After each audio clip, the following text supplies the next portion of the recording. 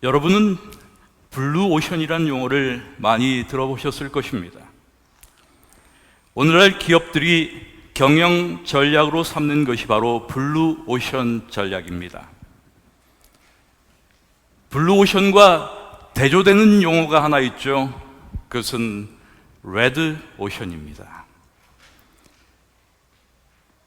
이 레드오션, 문자적으로 이야기하면 붉은 바다입니다. 핏빛 바다입니다. 이미 경쟁자가 있을 만큼 있어서 치열한 경쟁이 난무하는 시장을 의미하는 용어입니다. 여기에는 항상 독점이 지배하고 경쟁이 가득 차 있습니다. 블루오션, 푸른 바다입니다. 수많은 경쟁자들로 넘쳐나는 레드오션과 상반되는 개념입니다. 경쟁자들이 없는 무경쟁 시장을 의미합니다.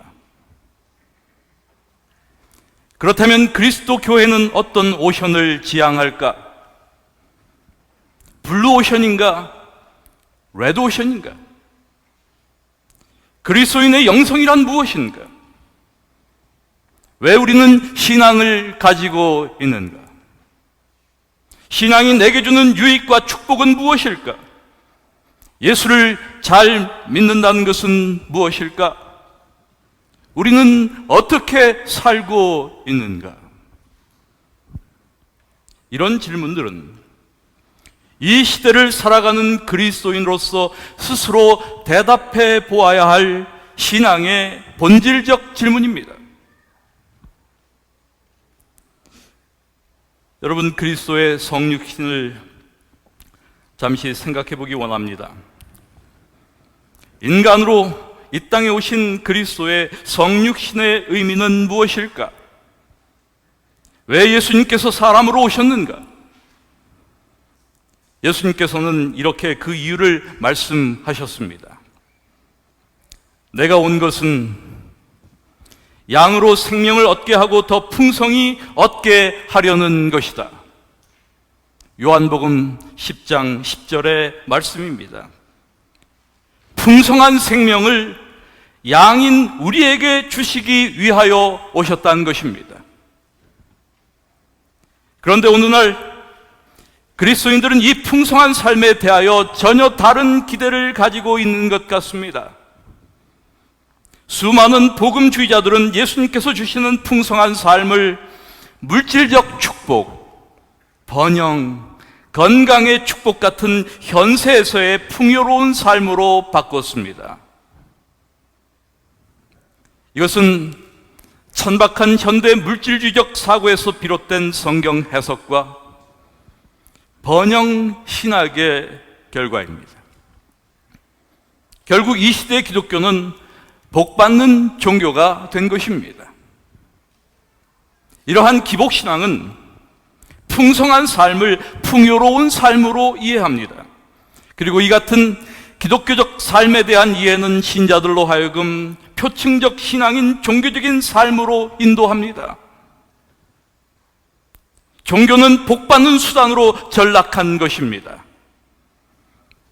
신앙이란 외형만 갖추면 되는 것이 되었습니다. 이러한 종교적인 삶을 살아가는 사람도 안식일이면 교회에 와서 예배를 드립니다. 헌금도 드립니다. 대부분의 종교적 행사에 참여합니다. 그러나 진정 그리스도를 닮는 그분의 제자가 되는 일에는 별 관심이 없습니다. 자신의 내면적 삶에 대한 성찰이 없습니다. 그리스도의 성품을 담고자 하는 열망이 없습니다. 변화에 대한 갈망도 없습니다. 진정으로 하나님을 두려워하지도 사랑하지도 않습니다. 신앙이나 종교는 그저 장식품 정도에 지나지 않습니다. 그저 이 공동체 안에서 말 듣지 않게 조심하고 자신의 삶이 신앙적으로 보이도록 포장합니다. 그럼에도 불구하고 축복은 갈망합니다. 사실 제가 쪽집게 과외를 할 수 있어요. 이 원포인트 레슨 제가 할 수 있어요. 하나 해드릴까요? 무슨 레슨이냐고요? 어떻게 하면 신앙 좋은 사람처럼 되는지, 어떻게 하면 신앙 좋은 사람처럼 되는지 제가 쪽집게 과외할 수가 있어요. 원포인트 레슨 오늘 할까요?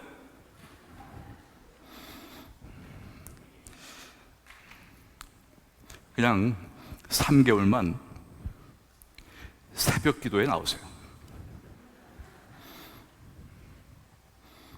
그냥 더도 말고 3개월만. 하나 더 해드릴까요? 11조 드리세요.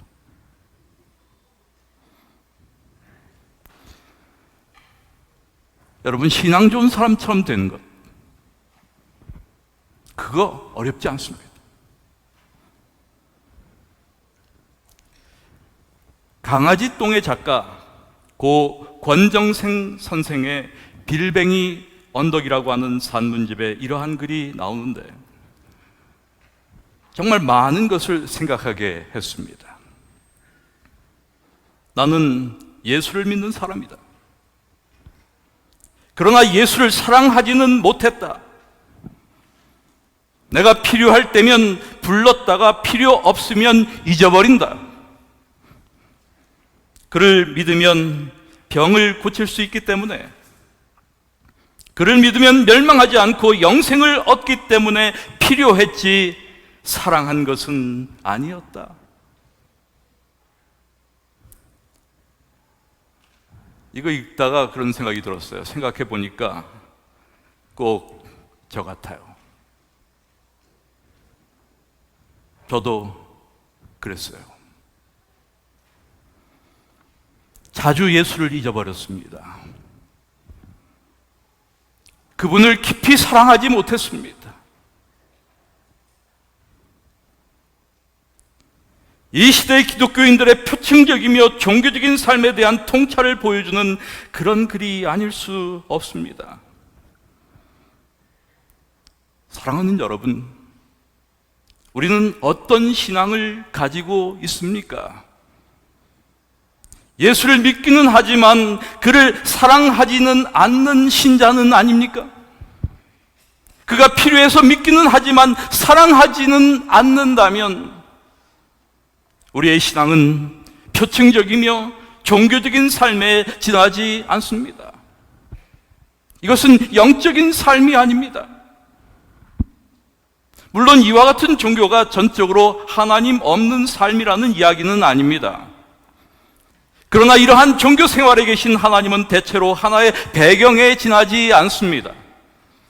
그분을 마치 필요에 따라 우리 마음대로 이용할 수 있는 존재로 취급하는 것이죠. 다시 말해서 우리는 하나님을 내가 근원적으로 대면해야 할 분으로 여기는 것이 아니라 내가 필요한 어떤 것이든 제공해주는 그런 존재로 취급하는 것입니다. 불행하게도 정도의 차이는 있을지언정 우리는 이러한 종교적인 삶에 너무 익숙합니다. 이러한 종교적인 삶과 어떠한 어려움에도 그리스도를 따르며 하나님과 생명에 대한 열정으로 충만한 영적인 삶은 언제나 대비됩니다. 여러분, 영적인 삶이란 심층적 신앙입니다. 그것은 그리스도를 본받는 삶이며 하나님을 기쁘시게 하는 삶입니다. 내적 성찰과 하나님에 대한 깊은 깨달음이 있는 삶입니다. 그래서 영적 삶을 추구하는 이들은 늘 깨우침을 갈망합니다. 하나님이 진정 어떤 분이신지, 그분이 원하시는 것이 무엇인지, 내가 어떤 존재인지, 내가 지금 어떤 모습인지, 내가 지금 어디로 가고 있는지, 이렇게 자기를 성찰하며 자기 자신을 부인하고 나를 따르라는 주님의 말씀에 온전히 순종하는 삶을 지향합니다. 여러분, 깨우침이 없는 종교나 신앙에서는 아무것도 기대할 것이 없습니다. 아무런 변화가 일어나지 않습니다. 예수를 아무리 오래 믿어도 그냥 똑같아요. 주님의 피가 우리 살과 뼈와 정신에 배지 않는다면 주님을 믿는다는 고백은 얼마나 허망한 것일까? 주님이 우리와 무슨 상관이 있을까? 여러분, 우리는 지금 바로 이 질문 앞에 서 있는 것입니다. 하나님께서 우리에게 기대하시는 삶이란 무엇일까? 그것은 종교적인 삶이 아니라 영적인 삶임을 기억해야 합니다. 그리고 그것이 그리스도께서 주시고자 하는 풍성한 삶의 정체입니다. 오늘 우리는 주님께서 주시고자 하는 그 풍성한 삶의 실체를 사도 바울의 말씀을 통해 생각해 봅니다. 무엇이 풍성한 삶을 가져다 주는지, 어떻게 우리는 그리스도를 닮을 수 있는지, 그리스도의 종교가 진정 무엇인지, 그리스도의 종교의 실체를 보고자 하는 것입니다. 빌립보 2장 1절부터 5절의 말씀입니다. 여러분은 그리스도인으로서 서로 격려해 줄 마음가짐이 되어 있습니까? 여러분은 나를 도울 마음이 우러날 만큼 나에 대한 사랑이 있습니까? 우리가 함께 성령을 받았고 주님 안에서 형제가 되어 있다는 참다운 의미를 알고 있습니까? 여러분의 마음에 애정이 있고 동정심이 있습니까? 그렇다면 서로 사랑하고 서로 마음을 열어 화합하십시오. 한 마음과 한 생각과 한 목적을 가지고 함께 일하여 내 마음을 기쁘게 해 주십시오. 자기 본의가 되거나 남에게 과장된 행동을 하지 말고 겸손하게 남을 존중해 주십시오. 자기 이익만을 추구하지 말고 남에게도 눈을 돌려 그들이 하는 일에 관심을 가지십시오. 그리스도 예수께서 여러분에게 보여주신 자세를 본받으십시오. 우리에게 익숙한 말씀으로 다시 읽는다면, 너희 안에 이 마음을 품으라. 곧 그리스도 예수의 마음이니. 여러분, 우리가 본받아야 할, 우리가 품어야 할 예수의 마음, 그것은 어떻게 나타날까? 그 예수의 마음은 나눔으로 나타납니다. 나눔, sharing. 이것은 그리스도의 종교의 첫 번째 특징이기도 합니다. 우리가 아는 대로 예수님께서는 자기를 비워 종의 형체를 취하셨습니다. 하나님이신 예수님께서 인간이 되신 성육신이야말로 가장 극적인 나눔의 형태입니다. 그분은 인간이 되심으로 그분의 신성을 우리와 나누셨습니다. 그래서 우리를 형제라 부르기를 부끄러워하지 않으셨습니다. 예수께서는 이들을 형제들이라고 부르기를 부끄러워하지 않으셨다. 히브리 2장 11절의 말씀이에요. 우리의 복음서에 기록된 예수님의 행적을 통하여 그분의 나눔의 모습을 보게 됩니다. 마태복음 14장 19절의 말씀이죠. 무리를 명하되 잔디 위에 앉히시고 떡 5개와 물고기 2마리를 가지사 하늘을 우러러 축사하시고 떡을 떼어 제자들에게 주시매 제자들이 무리에게 주니. 마태복음 26장 26절의 말씀입니다. 저희가 먹을 때 예수께서 떡을 가지사 축복하시고 떼어 제자들을 주시며 가르칠 때 받아 먹으라. 이것이 내 몸이다. 여러분, 여기에 그리스도교의 독특성이 있습니다. 다른 어떤 종교에서도 발견할 수 없는 모습입니다. 그것은 신이 인간에게 떡을 떼어주는 장면입니다. 교회는 이런 그리스도의 모본을 따라 행하는 것입니다. 이것이 초대 교회의 모습이었습니다. 저희가 사도의 가르침을 받아 서로 교제하며 떡을 떼며 기도하기를 전혀 힘썼다. 떡을 떼며 안에서 밖으로, 우리 안에서 타인을 향하여 떡을 뗀다는 말입니다. 여러분, 떡을 떼는 것은 우리가 생각한 것처럼 교제를 위하여 다과를 나누는 그런 것이 아닙니다. 이것은 생명을 나누는 일이었습니다. 그렇습니다, 여러분. 행복은 소유에서 오는 것이 아니라 있는 것을 떼어 나누어 주는 데서 오는 것입니다. 우리는 무엇을 나누며 살아갑니까? 우리가 가진 것, 받은 것을 나눕니다. 생각해 보면 못 나눌 것이 없습니다. 우리의 소유뿐 아니라 우리의 모든 기회와 우리의 명예와 사랑과 진리와 희망과 행복조차 우리가 나눌 수 있는 그런 것들입니다.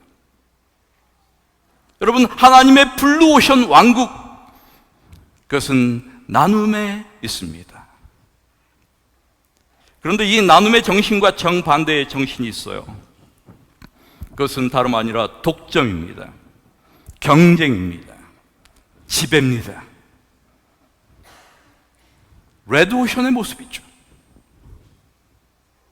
우리는 요한복음 5장 1절부터 15절의 베데스다의 연못의 모습을 한번 생각해 봅니다. 거기에 38년 된 병자가 있었습니다. 그는 거기서 물이 동하기를 기다립니다. 도대체 거기서 몇 년이나 있었는지 아무도 몰라요. 그러나 언제나 경쟁에서 뒤처집니다. 이것이 세상의 모습입니다. 그는 그를 찾아온 예수님께 사람 없음을 호소합니다. 물이 동할 때 나를 못에 넣어줄 사람이 없어. 내가 가는 동안에 다른 사람이 먼저 들어갑니다. 오직 독점과 경쟁이 지배하는 사람 없는 세상입니다. 레드오션입니다. 그날 예수님은 사람 없는 곳에 사람 있음을 보여주셨습니다. 여러분, 그리스도인은 바로 사람 없는 곳에 사람 있음을 보여주는 존재입니다. 우리가 품어야 할 예수의 마음, 그것은 또한 돌봄으로 나타납니다. 이것이 그리스도의 종교의 두 번째 특징입니다. 돌봄, caring. 첫 번째 sharing을 이야기했어요. 두 번째 caring. sharing and caring. 나눔과 돌봄. 바울은 빌립보 2장 4절에서 각각 자기 일을 돌아볼 뿐더러 각각 다른 사람들의 일을 돌아보아 나의 기쁨을 충만케 하라 라고 말씀하셨습니다. 또한 히브리 10장 24절의 말씀을 통해서 서로 돌아보아 사랑과 선행을 격려하며 라고 말합니다.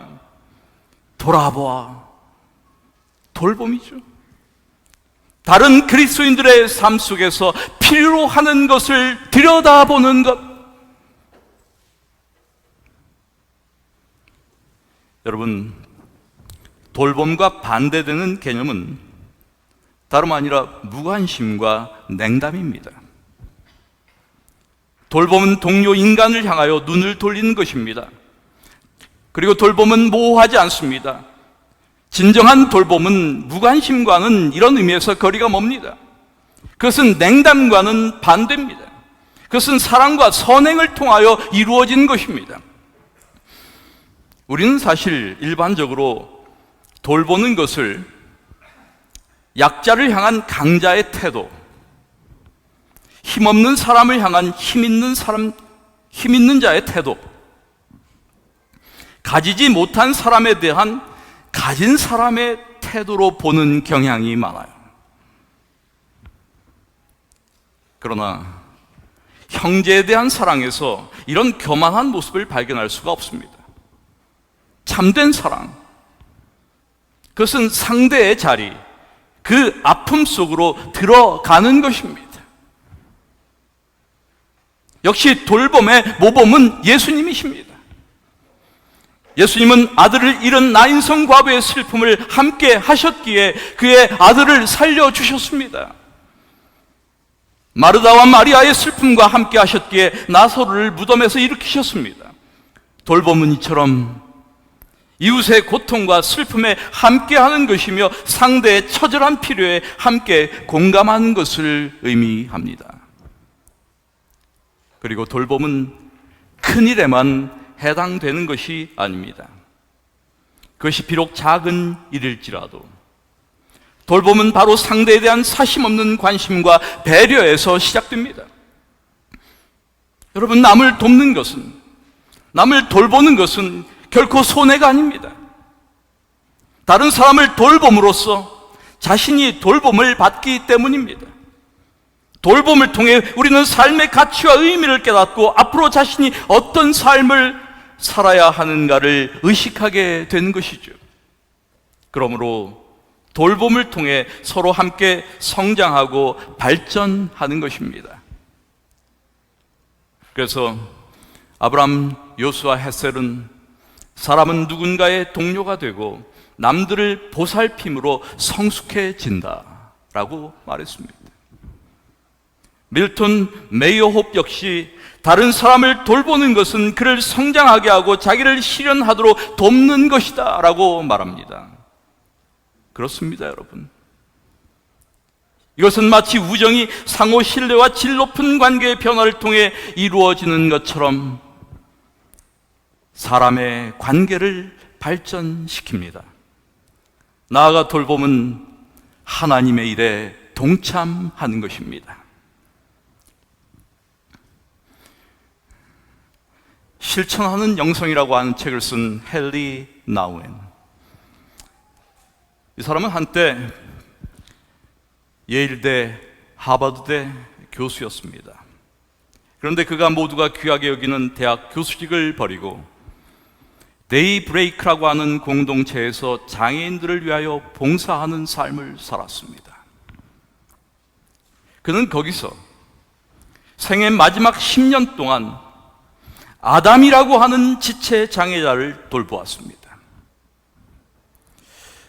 그런데 여러분, 그의 봉사의 위대함은 그가 대학 교수를 다 치우고 가서 많은 장애자들을 돌본 것, 그것이 아닙니다. 그의 봉사의 위대함은 그가 오직 단 한 명에 집중한 것입니다. 그는 후에 아담의 삶을 통하여 예수님을 만났다라고 고백합니다. 진정 도움을 받은 사람은 그 자신이었음을 고백한 것입니다. 여러분, 돌봄이 함축하는 것, 그것은 개인주의 신앙 형태에 대한 배격을 의미합니다. 이웃에 대한 책임을 말하는 것입니다. 예수님께서는 형제에 대한 책임을 정말 강조하셨습니다. 그리고 이 예수님의 강조는 지나치리만큼 지독한 말씀이었습니다. 누구든지 나를 믿는 이 소자 중 하나를 실족해 하면 차라리 연자맷돌을 그 목에 달리고 깊은 바다에 빠뜨리는 것이 낫다. 너무 지독한 말씀 아닙니까? 삼가 이 소자 중에 하나도 업신여기지 말라. 너에게 말하니 저희 천사들이 하늘에서 하늘에 계신 내 아버지의 얼굴을 항상 뵙는다. 이와 같이 이 소자 중에 하나라도 이뤄지는 것은 하늘에 계신 너희 아버지의 뜻이 아니다.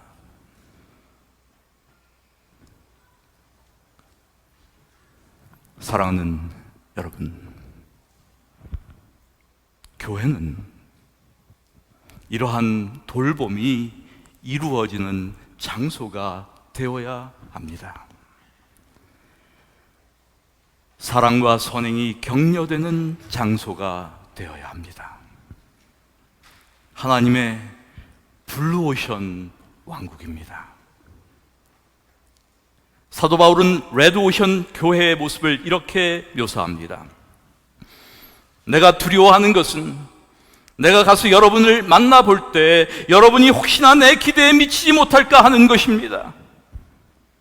또 여러분 가운데 싸움과 시기와 분노와 야심과 비방과 수군거림과 교만과 무질서가 있지는 않을까 하고 염려합니다.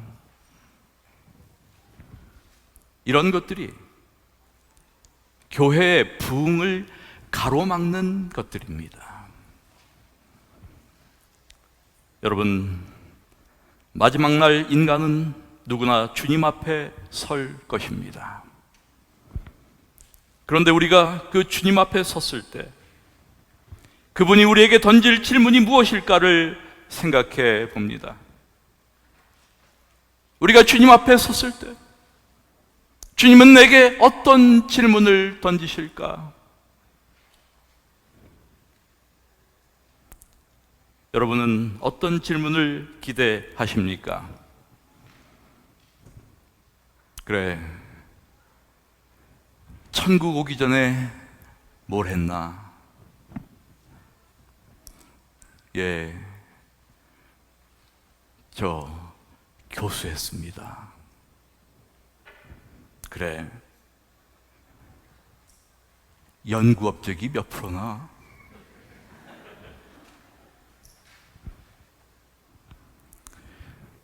책은 몇 권이나 썼지?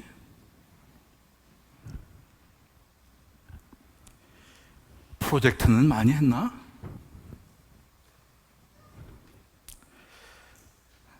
목사라고 했더니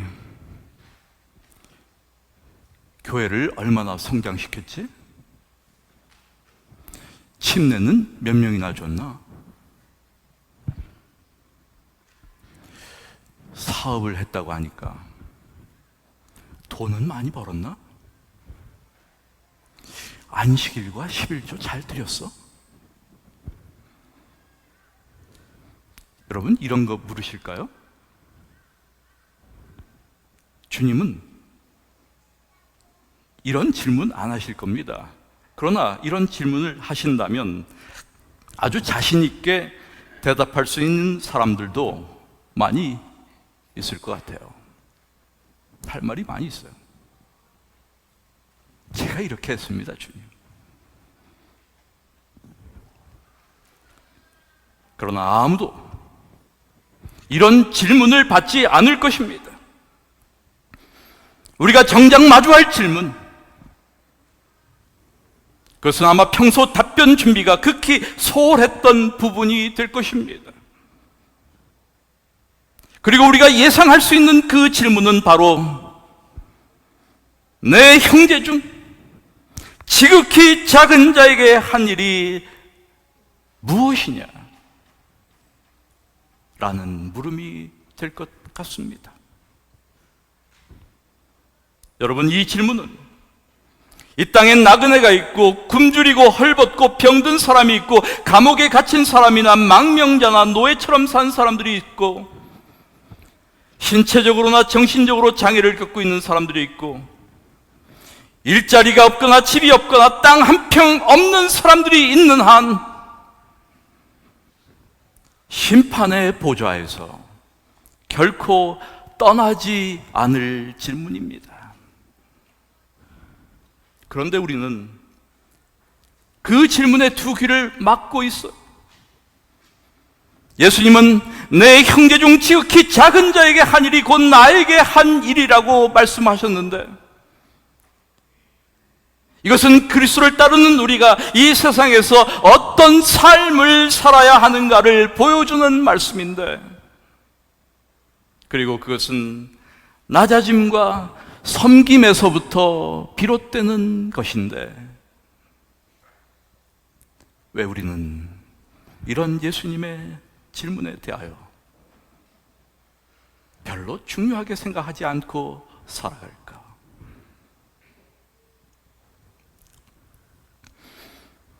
본 회포는 그리스도 안에서 죄인임을 고백하고 이 사실을 인정하는 사람들만이 낮아질 수 있고 섬김의 봉사를 할 수 있다라고 말합니다. 물론 그가 원형으로 삼은 분은 예수 그리스도십니다. 그리스도는 하늘의 영광을 버리고 이 땅에 내려오심으로써 낮아지셨고 사람들의 천대를 받고 십자가에 죽기까지 낮아지셨습니다. 예수님이 그런 삶을 사셨는데 우리 또한 그러해야 한다는 것이 본회포의 이야기입니다. 낮아진 자는 섬길 수 있고 섬기는 자는 낮아져야 한다. 주님도 이 땅에서 이런 모습의 삶을 사셨고 우리도 어려움을 당한 형제와 이웃들에게 그런 모습의 삶을 살아야 하지 않을까?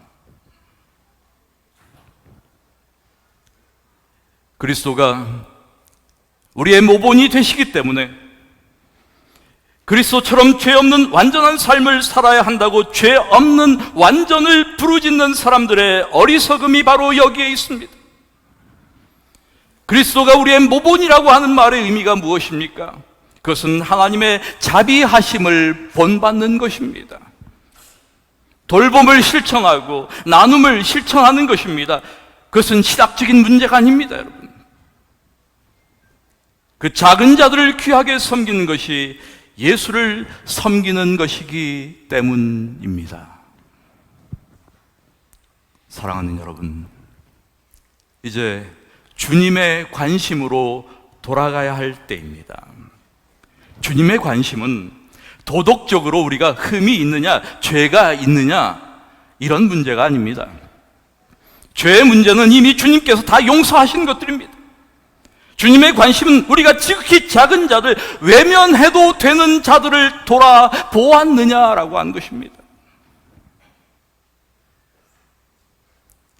하나님께서 주시는 풍성한 삶의 축복이란 이 땅에서 풍요로운 삶을 살아가는 것이 아닙니다. 우리는 하나님의 축복을 오해해 왔습니다.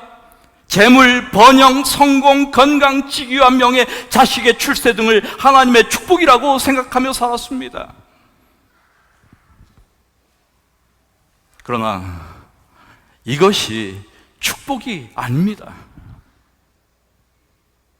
만일 이런 것이 하나님의 축복이라고 한다면 교회 안에 있는 가난하고 어려운 사람들은 도대체 어떤 분들입니까? 이분들은 하나님의 축복이 아니라 하나님께 저주받은 사람들입니까? 하나님께서 주시는 풍성한 삶이라 있고 없고의 문제가 아닙니다. 가진 것과 없는 것의 차이가 아닙니다. 없는 중에라도 나눌 수 있는 것이 축복입니다. 어려운 중에도 남을 돌아볼 수 있는 것이 하나님의 축복입니다. 우리는 이런 것들을 복으로 여겨야 합니다. 이 땅에서의 풍요로운 삶을 축복으로 여기지 말아야 합니다. 그렇습니다, 여러분. 우리는 지나치기 쉬운 작은 일부터 시작해야 합니다. 십자가를 지는 일은 작은 일을 작게 여기지 않고 작은 기회를 크게 여기며 작은 자를 크게 섬기는 것입니다. 우리가 주님의 일에 관심을 가질 때 보다 더 거룩해질 수 있습니다. 저는 우리의 눈이 고통받는 이웃들을 향하여 크게 열리기를 원합니다. 그들 곁으로 한 걸음 다가갈 수 있는 용기를 갖게 되기를 기도합니다. 우리에게 필요한 것은 거대한 허상이 아니라 내가 차지하고 있는 자리의 한 구석을 더 밝히는 것입니다. 마지막 때 우리에게 던질 그 마지막 질문에 대비해야 합니다. 나는 정말 하나님이 기뻐하시는 삶을 살고 있는가? 나는 그저 형식적인 종교적 삶에 안주하고 있지는 않는가? 이 세상의 아픈 영혼을 위하여 나는 무엇을 하고 있는가? 나는 진정 그리스도인인가? 진정 나는 그리스도를 닮기를 갈망하는가? 이런 질문은 우리의 삶을 바꾸게 할 것입니다. 하나님은 우리와 더불어 과거와 전혀 다른 여행을 하고 싶어 하실 것입니다. 여러분, 사랑은 단순한 것입니다. 순수함을 잃어버릴 때 사랑은 불가능합니다. 사랑은 복잡한 것이 아닙니다. 그러나 인간은 복잡한 존재입니다. 그런데 하나님과 가까워질수록 신앙, 희망, 사랑에 있어서 더욱더 단순하게 되어 갑니다. 그래서 어린 아이와 같이 되지 않으면 하나님 나라에 들어갈 수 없다고 주님께서 말씀하셨습니다. 여러분, 새들에게 가장 황당한 일이 무엇인지 아십니까? 시인 반치로아는 새들에게 가장 충격적인 것은 날아오를 하늘이 없는 것보다 내려앉을 대지를 발견하지 못했을 때다, 이렇게 이야기합니다. 가만히 생각해 보니까 진짜 그래요. 날아오를 하늘이 없는 것보다 내려앉을 대지를 발견하지 못했을 때 이 새들이 아주 황당하게 될 것 같아요. 사랑하는 우리 교회 여러분, 우리 주위에는 하나님을 말하는 사람이 있고 하나님을 느끼게 하는 사람이 있습니다. 하나님에 대하여 한마디도 하지 않지만 그 존재로서 그가 하나님과 함께 있음을 감지할 수 있는 사람이 있습니다. 하나님을 느끼게 하는 사람들, 그들은 새들에게 내려앉을 대지가 필요하듯이 세상살이에 지쳐 비틀거리는 누군가의 설 땅이 되어주기 위하여 애쓰는 사람들입니다. 저는 우리 대학교의 성도들이 이런 사람들이 되면 좋겠습니다. 저도 이런 사람이 되기를 늘 기도합니다. 사람들을 사랑으로 대하며 우리의 가진 것을 나누고 돌보아야 했던 우리의 지난 시간들을 떠올리며 우리가 해야 할 작은 사랑의 일들을 실행에 옮기는 삶이 이제 우리 안에서 시작되기를 이 시간 기도드립니다. 말씀을 마칩니다. 은혜로우신 아버지 하나님, 이 시간 우리에게 허락하신 모든 것 중 일부를 특별히 구별하여 주님께 드리오니 드려진 예물을 통하여 하나님의 나라가 확장되게 하옵시며 주님께서 원하신 곳에 적절하게 사용되게 하옵소서. 모든 것이 주님께로부터 왔으므로 주님께 드린 것이 마땅하다는 귀한 마음을 가지고 기쁨으로 예물을 드렸사오니 드린 모든 성도들의 필요를 아시는 주님께서 주님의 뜻대로 그 필요를 채워주시기를 소원하오며 우리 모든 성도들의 삶의 터전을 오늘도 경고케 하여 주옵소서. 이제는 우리 주 예수 그리스도의 다없는 은혜와 아버지 하나님의 가늠할 수 없는 사랑과 성령 하나님의 감동하심이 그리스도의 정신으로 자신을 낮추고 나눔과 돌봄으로 기꺼이 세상의 약한 자들과 지극히 작은 자들을 섬기고자 하는 이 교회와 성도들을 위해 영원토록 함께 하시기를 예수님의 이름으로 간절히 축원하옵나이다. 아멘.